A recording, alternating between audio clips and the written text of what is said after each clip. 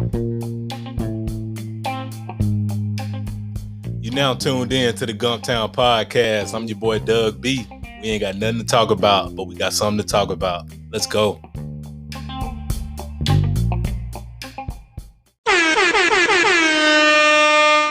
Good people, good people, good people. Welcome back to the Gumptown Podcast, episode 41. I'm your boy Doug B. If you tuned in to this podcast, thank you for your time and your attention. I really appreciate you giving this podcast a shot. Before we bring on today's guest, we got something to talk about, good people. We back for another personal development segment. Want to shout out the book Soundtracks by John Cuff. The premise of the book is how to overcome overthinking.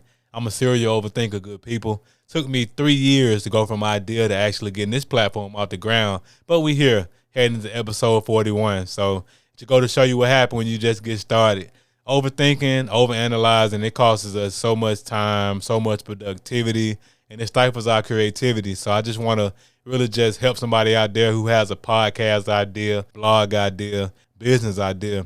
If you're thinking it's oversaturated and we don't need it anymore, think again, because no two podcasts are just alike. You're going to bring a different flavor to the blog game, podcast game. And it may be one person out there who needs to hear your podcast or read your blog. So quit overthinking, quit overanalyzing, and just get started. Start taking action towards getting it off the ground, whatever it is. And how you start taking action is you start researching how to run a business. You start researching how to start a podcast, how to start a blog. Then you start taking action. You start writing out ideas. What kind of questions would you ask on your podcast? What kind of topics will you talk about on your blog? What kind of business do you want to start? And I just really want to help somebody out there who is a serious overthinker like myself. You're robbing the world of your gift. Like what you may put out there, you may think might not be a big idea, but it might change the world. So why not put it out there? I'm not saying this podcast is going to change the world, but if I don't play the game, I don't know if I'll ever win. All right, that's all we got to talk about, good people. Quit overthinking. Let's get on with today's show. Today's guest, she is the founder and owner of Right Away Publishing Company. I'm looking forward to this conversation, and I'm sure you all will be inspired by her story. Let's give a warm Gumptown round of applause for Robin Chappell.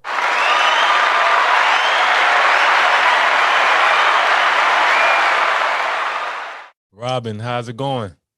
Yeah, I'm great. How are you? That's good to hear. All is well on my end. First things first, thank you for taking time out of your schedule to chop it up with me a few minutes. I really appreciate it. Yes, I'm happy to be here. Thank you for inviting me. Yes, ma'am. Of course, we're here to talk about Right Away Publishing Company. But before we go there, let's get to know the woman behind the brand. What's your story?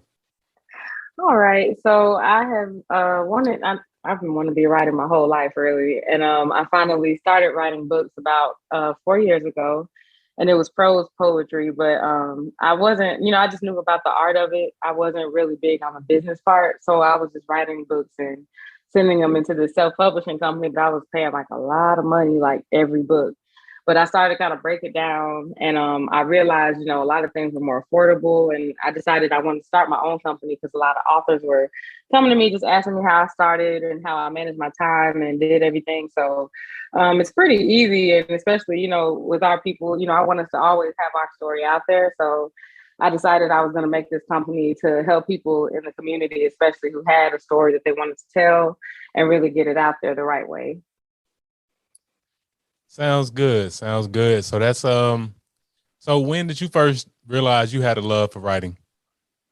Really, probably at the age of 10, because I've been reading since about the age of 4. Like I've like big books. I love reading like novels and stuff. So reading has been like part of my life for as long as I can remember. And that was the biggest part that got me started. I love telling stories after I was reading all these other great stories.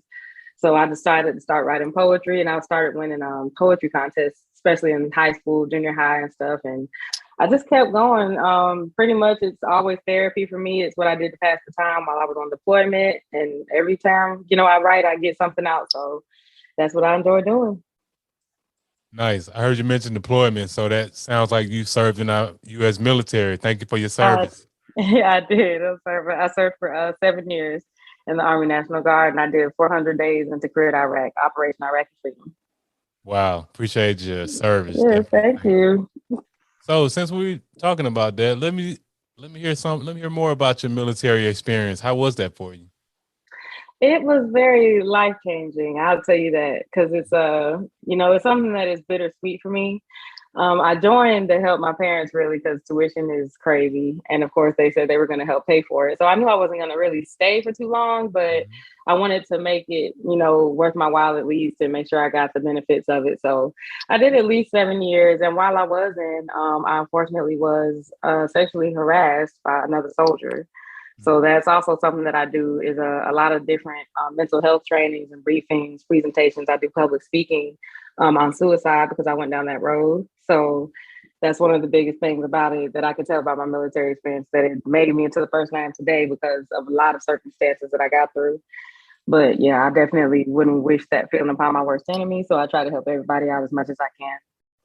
I appreciate your transparency, and I commend you for wanting to be the change. Well, basically promote change and talk about it, have a conversation, and be Mm-hmm. willing to help somebody else who may go through that or has gone through that. So much respect to you for that. Thank you. Yes, ma'am. So let's shift over to Right Away Publishing. What you got going on over Mm-hmm. there, products and services wise?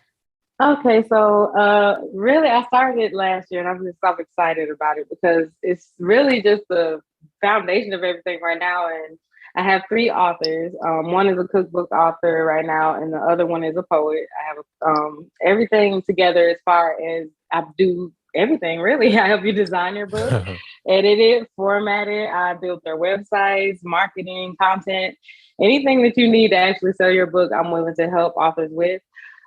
We have different packaging, but I always ask people to do a consultation first so I can see where you are in your manuscript. But I just enjoy helping people tell their stories and actually get them out there because they think that it's so hard to write a book, but it's not as hard as it seems. And once they actually have that book in their hand, they see they've done it. It's just the best feeling to know that I helped with that. So that's really what I want to do. I just want to help as many authors as I can. Wow, that's good stuff. Powerful stuff. So let's Thank transition you. over into the next portion. Whenever I have entrepreneurs on the platform like yourself, I like to cover three things. I like to talk about aha moment, action, and audacity. Let's start with your aha Mm-hmm. moment. So what sparked the idea to take your love for writing and turn it into a business? Okay, so my aha moment was just knowing that honestly, I couldn't imagine myself doing anything else. Like this is my passion. Mhm. So I knew I wouldn't drop the ball on it, and it's something that I knew I could build towards. So the biggest thing was, like I said, when I first wrote my book, everybody's just like, "Where do you find the time?" Because I was a single mom at the time, so they were just like, "Where do you find time? You have a job and all this stuff." And I was trying to tell them, "No, you just got to do it. You got to manage your time." But they didn't know exactly what I was saying. They were just like, "Okay, whatever." But I want to be that person now to actually help coach, mentor, help people actually get their books out there and see that you can manage that time, you can get it out, and it's not as hard as it seems. Like it doesn't have to be a headache. Nice, nice, good stuff. So you just Hmm. always knew this was your passion, and you said a very key thing about making time to write on the side. And I know a lot of times it's easy for a lot of people to get caught up thinking they don't have time, but in actuality, Right. if we really took inventory of the time we spend on social media and wasting Exactly. it, we can find that time. So let's move over into the action portion. So from the time you had the idea, how long did it take you to actually put it into action, getting started, creating a logo and things of that nature? Okay. Honestly, it took me about a big chunk, the most of last year. I remember I started getting it together about January of 2021, and I finally got my EIN and everything and established in about November 2021. So this year, really now in the past couple of months, is just when I'm really getting into the groove of everything because that business part is a lot that I'm learning that I did not know goes into this copywriting, everything that I had to really research and train myself on. And right now, it's hard, especially without, employees at the moment and people helping you. I'm really doing everything on my own and including my own marketing for my own books. So yes, I'm usually busy, but I love it. I love doing it. So I think it's like once you realize it's your passion, it's not really a job. It's just fun. Right. Right. Now that's spot on. And you definitely didn't take a long time from the idea Mhm. to putting into action. And that's important because a lot of times we have ideas, we just don't act on them. We get caught up in overthinking, and sounds like you already knew what you wanted to do. You just got right to it, Right. and it's all good. Like I know you mentioned right now you're doing everything by yourself, but the great thing about it is when you bring on people, you hire people to work for you, you already know what your expectations are, so you can lay out Hmm. exactly what you expect them to do. Wow. That Okay. is true. Yes, ma'am. So let's move on to the last portion, audacity. It takes courage and audacity to step out there and start your own. Who or what gave you the courage, the audacity to step out there? I would have to definitely go ahead and say my mom because she just like she's already an amazing woman. Like, oh, excuse me, but she does real estate. And she started probably just about the last 5 years. And I remember her getting on her stuff, saying that, even she wasn't going to be able to keep my daughter for a certain day because she was going to start doing this.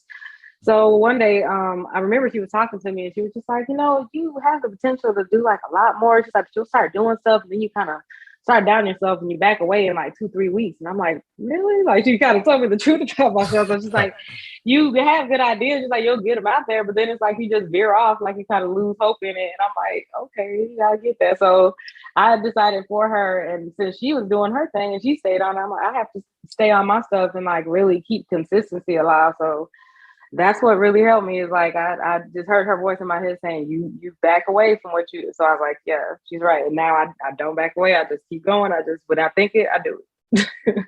That is great stuff. Shout out to Mom Dukes for the Yes. accountability. Yes, that's my homie. No, that's good stuff. So, from what I see, you've done great things with Right Away Publishing Company, and I'm pretty sure great things are coming down the pipeline. So that leads me to my next portion, vision. What are your short term and long term goals for the business?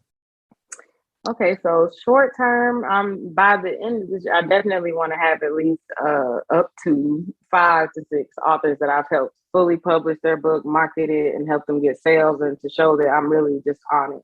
I already, like I said, have my three, so I'm just working up to that, and then I'm, like I said, the end of this year is that goal. But if it gets into maybe the middle of next year, that's fine. But as far as the next 5 and 10 years, I'm wanting my publishing company to be more than a publishing company. It's like a program. It's for people to always be trained on how to write a book, do their book, write characters out, how to edit, format, and have more programs and actual trainings that help authors, even if they just want to do it on their own and don't have to have the help of a company. But really just give all of the information that I know and turn it into actual subscriptions, consistent revenue. Okay, good stuff. And what about long term? Pretty much the same. Just continue to expand. Yeah, just continue to expand. Like I keep getting ideas, I feel like every month. So I think that the more that I do, the more that's gonna come to me. So my biggest thing is getting bigger clients also, like people that are actually, celebrities or who want to tell a story or write books and don't think they can do it. I want to get people that actually have great stories and help them tell their story. Sounds good, and I have no doubt that you'll make all those goals come to fruition. So as Thank we, you. no problem. So as we come to the end of the podcast, I want to ask the $1 million question. I started this podcast because I wanted to highlight the greatness coming out of Montgomery. You being a hometown hero, what makes you proud to be from Montgomery? Well, I feel like a lot of heroes came out of Montgomery, so it's already a place of just where a lot of positive people, influences, leaders came from. And sometimes I did used to feel that, we still had a lot of work to do as far as business, networking, and things like that. And I'm glad it's getting a little better, but I did used to call it kind of like the crabs in the barrel mentality. That's why I kind of like got a little away from it for a minute. But I love Montgomery and I love always being here. So I do want to make sure that I still lay that foundation here and always just try to help my city as much as I can.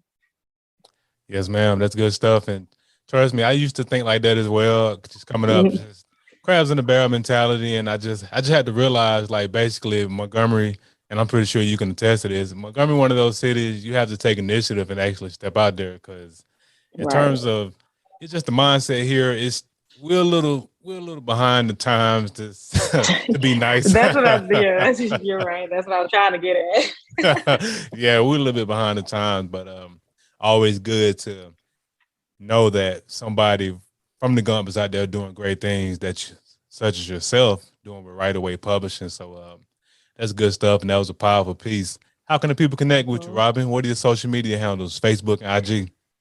All right. So Facebook is going to be Robin Chappell, author Robin Chappell and Right Away Publishing Company. I'm pretty much everywhere. Instagram. I have a YouTube that's author Robin Chappell, but Right Away Publishing Company.com has everything. That's where everything connects. So I Okay. think that once you find the website, then just everything's there. Like I said, www.rightawaypublishingcompany.com. Yes, ma'am. And of course, I'll put all of the information and description of the episode. Hey, Robin, thanks again for the conversation. I really appreciate you. I really appreciate you. Thank you so much. This is great. Yes, ma'am. Good people, that concludes another dope episode of the Gumptown Podcast. We gone, but before we leave, remember, be blessed, be safe, but most importantly, have the audacity to be you. Gone.